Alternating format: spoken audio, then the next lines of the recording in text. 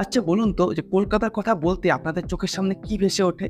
নিশ্চয়ই হাতে টানা রিক্সা, হলুদ ট্যাক্সি, ট্রাম আরও বিভিন্ন রকম জিনিসের কথা নিশ্চয়ই আপনাদের চোখের সামনে ভেসে ওঠে। এদের সাথে সাধারণ মানুষের একটা ইমোশন অবশ্যই জড়িয়ে আছে, তাই তো? আর আপনি কলকাতায় গেছেন অথবা কলকাতারই বাসিন্দা আর একবারও ট্রামে ওঠেননি এটা ভাবা যায়। তারপরেও যদি একবারও না উঠে থাকেন তাহলে আপনিও ঠিক আমার লাইনেই আছেন। আর সে সুযোগ আর আসবে কিনা তার জন্য যথেষ্ট সন্দেহ রয়েছে।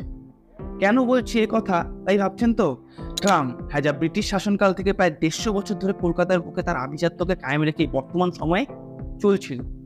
যদিও সময়ের সাথে সাথে তার সংখ্যা অনেকটাই কমে গেছে, তবে গোনা কয়েক রুটে অর্থাৎ গড়িয়াহাট টু এসপ্ল্যানেড, টালিগঞ্জ টু বালিগঞ্জ এবং এসপ্ল্যানেড টু শ্যামবাজারে এই পরিষেবা চালু ছিল, অর্থাৎ এখনো পর্যন্ত চলছিল। এই যে যাত্রীবাহী যানটি তা চালানো হচ্ছিল কলকাতার বুকে এর ঐতিহ্যকে বজায় রাখার জন্য। কিন্তু হয়তো সেই ন্যূনতম যে ঐতিহ্যটুকুকেও বর্তমান সরকার জিয়ে রাখতে পারছে না। বর্তমান সরকারের পক্ষে এটা কঠিন হয়ে দাঁড়িয়েছে। তবে যে এই পদক্ষেপ এই রাজ্যেই প্রথম তা নয়, এর পূর্বে ভারতের একাধিক রাজ্যে এই পরিষেবাকে পুরোপুরি বন্ধ করে দেওয়া হয়েছে। বলতে হয় কলকাতাই ভারতের একমাত্র শহর যেখানে এই পরিষেবাকে এখনো পর্যন্ত চালু রাখা হয়েছে। আর হয়তো সে কারণেই কলকাতার সাথে ট্রামের সংযোগ এবং সাধারণ মানুষের কাছে এর ঐতিহ্য বলুন বা গুরুত্ব সবই আলাদা আলাদা মাত্রায় রয়েছে। তবে সেই অবশিষ্ট পরিষেবাটুকুও বন্ধ করার দিকে কিন্তু এখন পরিকল্পনা গ্রহণ করছে রাজ্য সরকার, এবং রাজ্য সরকারের বক্তব্যেও তা স্পষ্ট ফুটে উঠেছে। অর্থাৎ 150 বছরের পুরনো এই ট্রাম সার্ভিসকে বর্তমান সরকার আর চালাতে আগ্রহী নয়, ফলে যার সমাপ্তি রেখা খুব শীঘ্রই টানতে চলেছে বর্তমান সরকার। আজকের এই ভিডিওটিতে এই টপিকটি নিয়ে বিস্তারিত আলোচনা করার চেষ্টা করব, তবে তা আপনাদের সামনে 3টি ভাগে উপস্থাপন করার চেষ্টা থাকবে আমার। প্রথম, এর সৃষ্টি, ইতিহাস এবং এর বিবর্তন। দ্বিতীয় অধ্যায়ে থাকছে এর যে পরিষেবা বন্ধ করা তার পেছনের ভাবনার পেছনে প্রকৃত কারণ কি। তৃতীয় অধ্যায়ে থাকছে এর সমাধান, অর্থাৎ এই বাহনটির সাথে যে সাধারণ মানুষের ইমোশন জড়িয়ে আছে সেক্ষেত্রে বিচার করলে এই পরিষেবাকে বন্ধ না করে কিভাবে ভবিষ্যতেও চালু রাখা সম্ভব সেই দিকগুলোকেই আলোকপাত করার চেষ্টা করব এই ভিডিও শেষ অধ্যায়ে। আচ্ছা, কলকাতার ট্রামের ইতিহাস জানবার পূর্বে আমরা এর বিশ্বের ইতিহাসটা আগে জেনে নিই। এর সৃষ্টি অথবা এর শুরু সর্বপ্রথম কোথায় হয়েছিল সেদিন ঘাটলে দেখা যায় যে বিশ্বের প্রথম যাত্রীবাহী ট্রাম ছিল সোয়ানসি অ্যান্ড মাম্বলস রেলওয়ে যুক্তরাজ্যের ওয়েলসে অর্থাৎ ইউকেতে। মাম্বলস রেলওয়ে অ্যাক্ট 1804 যা পাশ হয়েছিল ব্রিটিশ পার্লামেন্টের দ্বারা, এবং 1807 সালে সর্বপ্রথম ঘোড়ায় টানা যাত্রীবাহী ট্রামওয়ে শুরু করা হয়েছিল, যা 1877 স্টিম অর্থাৎ বাষ্পচালিত ইঞ্জিনে পরিবর্তিত হয়, এবং 1929 তা পরিবর্তিত হয় 106 সিটের দীর্ঘ বৈদ্যুতিক ট্রামকারে, যা 1961 সাল পর্যন্ত চলে বন্ধ হয়ে যায়। এছাড়াও বিভিন্ন দেশে বিভিন্ন সময়, যেমন আমেরিকায় 1832, ফ্রান্সে 1839, সাউথ আমেরিকায় 1858 সাল এবং সাউথ আফ্রিকায় 1863-তে এই ট্রাম পরিষেবা শুরু হয়েছে। তবে আমরা কলকাতার ট্রামের ইতিহাসে ফিরে আসছি। কলকাতায় ট্রাম কলকাতা শহরের একটি গুরুত্বপূর্ণ পরিবহন ব্যবস্থা এবং সব থেকে সস্তা পরিবহন ব্যবস্থা বলতে পারো, যা কলকাতার বুকে প্রথম চালু হয় 1873 সালে। প্রথমের দিকে এই ট্রামটিকে ঘোড়ায় টানা হতো, পরবর্তীতে 1902 সালে বিদ্যুতের সাহায্যে ট্রামকে চালানো শুরু হয়। 1873 সালে কলকাতার ট্রাম আর্মেনিয়া ঘাট থেকে শিয়ালদা পর্যন্ত চলা শুরু হয়, যার যাত্রাপথের দূরত্ব ছিল 3.9 কিলোমিটার। আর সেই সময় যথেষ্ট পরিমাণ যাত্রী না থাকার কারণে তা বন্ধ হয়ে যায়।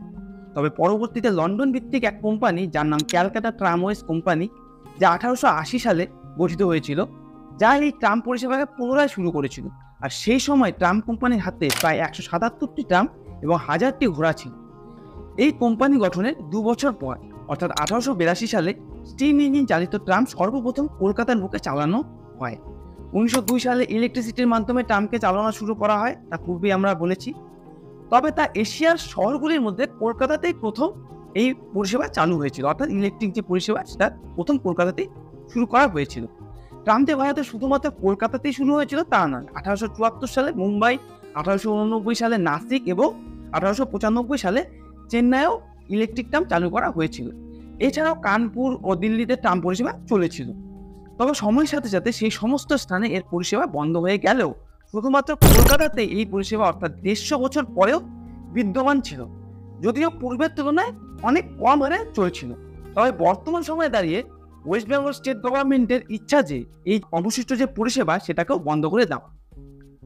কিন্তু এর বন্ধের পেছনে প্রকৃত কারণ কি, কেন এই ট্রাম পরিষেবাকে বন্ধ করে দেওয়ার সিদ্ধান্ত নিয়েছে বর্তমান সরকার? কারণ খুঁজতে গেলে বিভিন্ন দিক উঠে আসছে।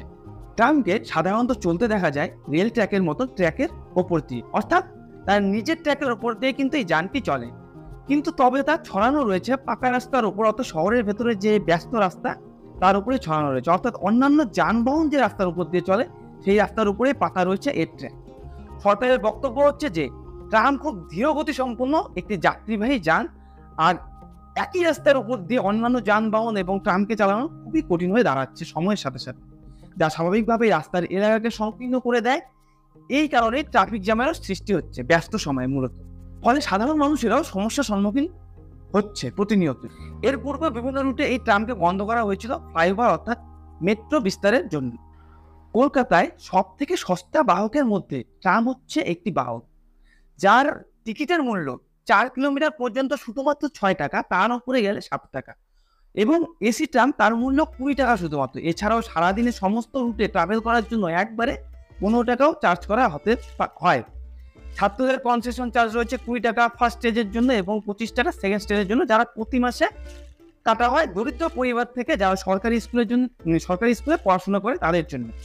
সিনিয়র সিটিজেন যারা রয়েছে তাদের জন্য মান্থলি যে টিকিট চার্জ রয়েছে সেখানে 50% ডিসকাউন্ট করা হয়েছে, এবং হেরিটেজ রাইডে প্রতি রাইডে 10 টাকা করে টিকিটের মূল্য, যা চালানো হয় উইকেন্ডে অর্থাৎ ছুটির দিনগুলিতে অথবা সরকারি ছুটির দিনগুলিতেও চালনা করা হয়। এখানে একটি সম্ভাবনা থেকেই যায় যে এই পরিষেবা চালানোর পর সরকারের লাভ তো দূরে থাক, তার যে এমপ্লয়ি আছে তাদেরকে বেতন দেওয়াও অসম্ভব হয়ে ওঠে সেই ট্রামের বিক্রি হওয়ার টিকিটের মূল্য থেকে। 2019-এর 12 সেপ্টেম্বর অনুযায়ী কলকাতা ট্রাম সিস্টেমে 143 জন ড্রাইভার এবং 339 জন ট্রাম কন্ডাক্টর ছিলেন। WBTC 44 জন ড্রাইভারকে হায়ার করেছিল। গত 20 বছর কোনো নতুন ড্রাইভার কিন্তু নিয়োগ হয়নি, আর এই শহর 400 ট্রামকে 40 থেকে 45টি রুটে চালাতে অভ্যস্ত ছিল, কিন্তু বর্তমান সময়ে সেই ট্রামের সংখ্যা এসে দাঁড়িয়েছে 10-এ, তাও আবার শুধুমাত্র 2টি রুটেই সেটা চালানো হতো, সেটাও আগামী দিনে সরকার বন্ধের সিদ্ধান্ত নিচ্ছে। তবে বলা হচ্ছে যে হেরিটেজ ট্রাম যা সাপ্তাহিক বা ছুটির দিনে চালানো হয় তা ময়দান থেকে এসপ্ল্যানেড পর্যন্ত আগামী দিনেও চলবে। এখন কিছু ধারণা নেওয়া যাক যে কি পদক্ষেপ নিলে ট্রামকে কলকাতার বুকে বর্তমান সময়ে চালানো সম্ভব হবে। তবে তার পূর্বে আরেকটি বিষয় জেনে রাখা ভালো যে রাজ্যের যে ট্রান্সপোর্ট মিনিস্টার স্নেহাশিস চক্রবর্তী তিনি জানিয়েছেন যে তারা এই ট্রামকে বন্ধ করার জন্য পরবর্তী শুনানির দিন একটি অ্যাফরমেশন পেশ করবে হাইকোর্টে, কারণ এর রায় এখনো কলকাতা হাইকোর্টে ঝুলে রয়েছে, অর্থাৎ এটি চালু এবং বন্ধ তার সিদ্ধান্ত কলকাতা হাইকোর্টের বিচারাধীন। কলকাতা হাইকোর্ট নিজেই গত বছর 11 ডিসেম্বর একটি PIL এর শুনানির সময় পরামর্শ দিয়েছিলেন যে PPP মডেলকে কাজে লাগিয়ে, অর্থাৎ PPP মডেলকে এই কলকাতার ট্রামকার পরিষেবাগুলিকে পুনরুদ্ধার এবং পুনরুজ্জীবন করতে ব্যবহার করা যেতে পারে, অর্থাৎ পাবলিক প্রাইভেট পার্টনারশিপ এই পদ্ধতিকে কাজে লাগানো যেতে পারে এই ট্রামকে কন্টিনিউ রাখার জন্য শহরের। যেহেতু ট্রাম ধীরগতি সম্পন্ন একটি যান, তাই সেটিকে নজর দিয়ে উন্নত টেকনোলজিকে কাজে লাগিয়ে এর গতি পর্যাপ্ত পরিমাণে বাড়ানোর ব্যবস্থা এবং নির্দিষ্ট স্থানে হল্টের ব্যবস্থা করে, বিশেষ করে সেই সমস্ত স্থানে পিক টাইমে জ্যামের সম্ভাবনা থাকে সেই সমস্ত স্থান থেকে দূরবর্তী কোনো স্থানে ব্যবস্থা করা যেতে পারে। এছাড়াও সড়কের প্রশস্তির মাধ্যমেও একে চালু রাখা সম্ভব। এর পথকে পুরো সেপারেট করা যেতে পারে, যদি সরকারের সদিচ্ছা থাকে তবে এই পদক্ষেপগুলো নেওয়া সম্ভব। অপর আরেকটি দিক হচ্ছে এই রুটগুলোকে পুনরায় সাজানো অর্থাৎ সংস্কার করা যথেষ্ট পরিকল্পনার মাধ্যমে। অবশ্যই সেখানে সুদক্ষ আর্কিটেক্ট এবং ইঞ্জিনিয়ারের পরামর্শে সেটা করা সম্ভব বলে মনে হয়। পরিষেবাকে যদি উন্নত করা সম্ভব হয় তবে এর টিকিটের মূল্য কিন্তু পর্যাপ্ত পরিমাণ ন্যূনতম বৃদ্ধি করতে হবে, নয়তো বারংবার এই পরিষেবা চালু করা হলেও তা অর্থের টানে কিন্তু আবারও বন্ধের দিকেই যাবে। কলকাতায় এই পরিষেবা বন্ধের দোরগোড়ায় এলেও বিশ্বের কিছু দেশে কিন্তু এখনো এই পরিষেবা বিদ্যমান, যেমন কি মেলবোর্ন অস্ট্রেলিয়া, চেক রিপাবলিক প্রাগ, বুদাপেস্ট হাঙ্গেরি, লিসবন যে পর্তুগালে অবস্থিত সেখানে, জুরিক সুইজারল্যান্ড সেখানেও কিন্তু 1880 সালে চালু হয়েছিল সর্বপ্রথম ট্রাম, অস্ট্রিয়ার ভিয়েনা এবং ফ্রান্সের লিওনে। যাই হোক, 150 বছরের পুরনো ঐতিহ্যবাহী ট্রাম কলকাতার বুকে আগামী সময় চলবে কিনা তা কিন্তু সময় বলবে, এবং কোর্টের রায়ের দিকে আমাদের তাকিয়ে থাকতে হবে। হয়তো আগামী দিনে এই ট্রাম কলকাতার বুকে এক হেরিটেজ হয়েই স্মৃতির পাতায় ছাপা হয়ে থাকবে। তো এই ছিল আজকের বিষয়।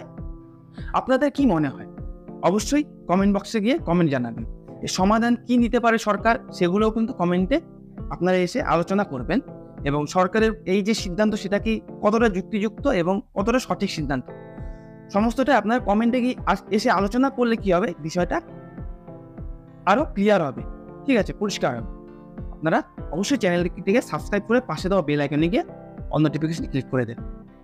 তো অবশ্যই ভিডিওটিকে লাইক করে দেবেন আর বন্ধুদের সাথে এরকম ভিডিও অবশ্যই শেয়ার করবেন যাতে তারাও এরকম ইনফরমেশনের সাথে অবগত থাকে। তো চলুন পরবর্তী ভিডিওতে দেখা হচ্ছে। সবাই সুস্থ থাকো, ভালো থাকো, জয় হিন্দ, জয় ভারত।